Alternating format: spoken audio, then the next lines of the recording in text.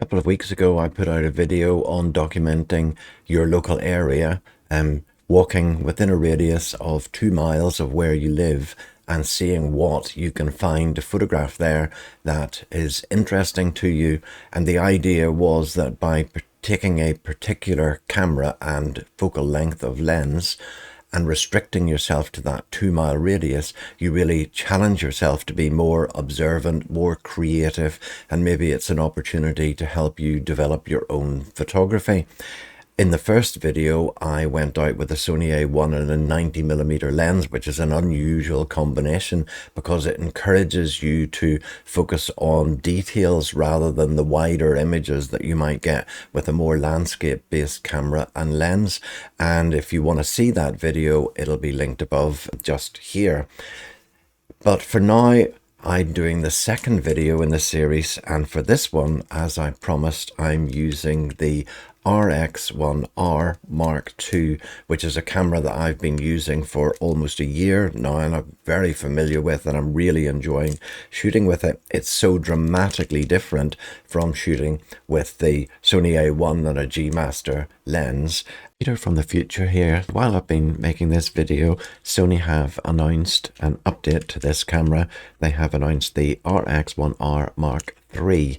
I don't have one of those, but I've looked at the announcement, and having been a user of this camera for almost a year now, I know it intimately, and I'm going to make a video on my reaction to the announcement of the Mark III. Is it something that I would upgrade to?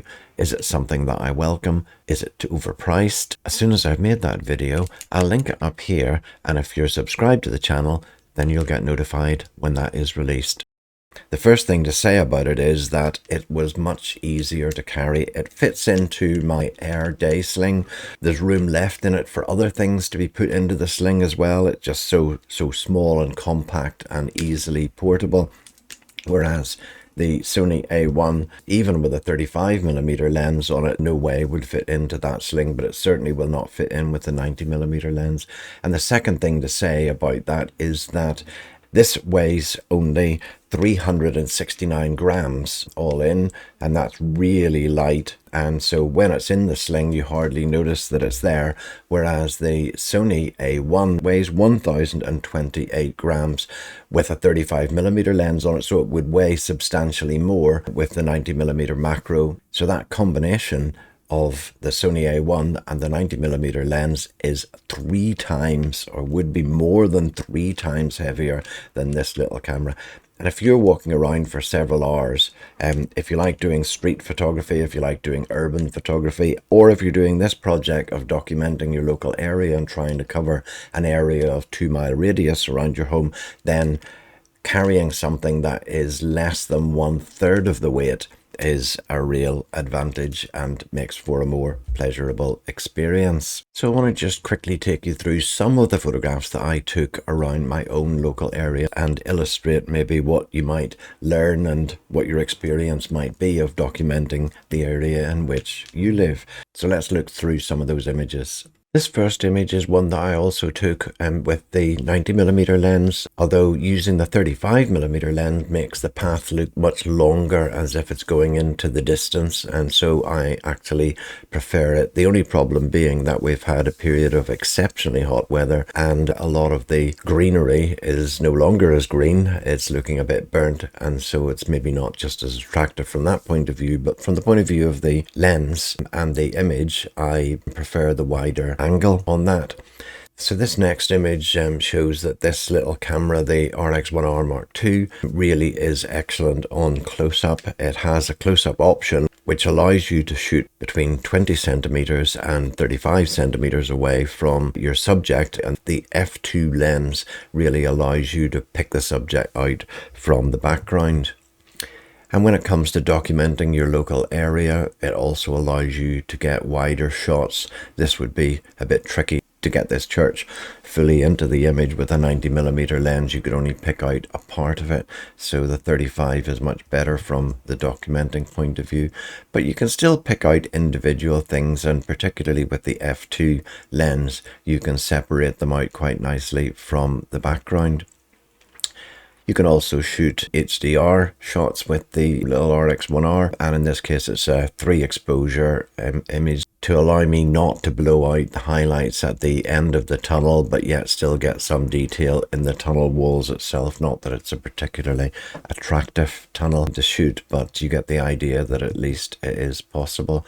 And again, for landscape photography and images like this, the 35mm lens is way better for including the subject matter that you need to be in the image. And then this is just a road leading into the little village that I live in, and it'd be interesting to see just how this might change over the next few years.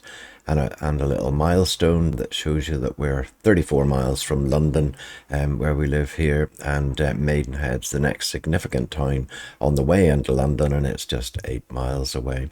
And then there is a railway line that takes you out to Henley, and it's just a single track, so the train is one that just shuttles back and forwards. There's no two-way traffic on that, but the single track railway line makes a nice little leading line through the image. This is the centre of the village, and again, this is not a particularly artistic photograph, but it's good for documenting how the village looks at this point in time, and we can see how it looks maybe in 10 years' time and what has changed. I'm always attracted by these geometric shapes, and the really bright overhead sun shows the shadow in real definition here. And there it is again, just a slightly different take on the same subject.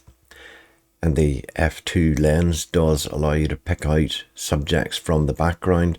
I just liked this gate with a little title of the orchard on it. And then as I travel onwards, we walk through a fruit farm, and here there are some nice strawberries growing, but I like the leading line and the perspective through these rows of fruit growing in the farm. And again, even though it's not a macro lens, the way that you can switch it to close-up mode allows you to get pretty close in. And here's an image of the individual strawberries growing in the fruit farm.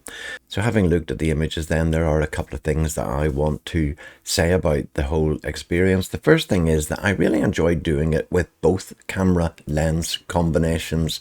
When I took out the 90mm lens, it really encouraged me to focus on the smaller details, the tinier things that you might otherwise miss. And when I went out with the RX1, I had that wider lens, was able to take in larger areas of the village and the landscape around it. And so I enjoyed both of them. And the second thing to say is that there's a real value in going out and documenting the area in which you live, because you might want to look back on those images 10 years later or 20 years later and see how much the area has changed in character and what's different from it was when you first photographed it. So I do think that there is a real advantage. It's a pleasurable thing to look back on old photographs of the area in which you live. And finally, just using the different combinations really does help you think a little bit more about your photography and maybe just challenge your creativity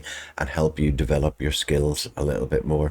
So Sony have announced recently the RX1R Mark III. That is an update on this. It uses the A7R Mark V sensor, which is a 61 megapixel sensor. It uses the same lens as this. There are a number of changes. It has the new AI chip and better autofocus and so on.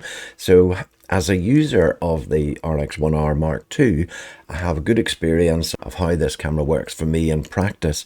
And so I'll give you my thoughts on the new announcement that Sony have made on the RX1R Mark III. It's a really controversial announcement. The camera is incredibly expensive. In the US, it's $5,100. But I'll talk about what the differences are and whether they're worth it, and whether it's a camera that I would buy, a camera that I would trade this in for, or sell this and buy. Is it worth the change? Is it worth the update for me? So I'll give you my views on that.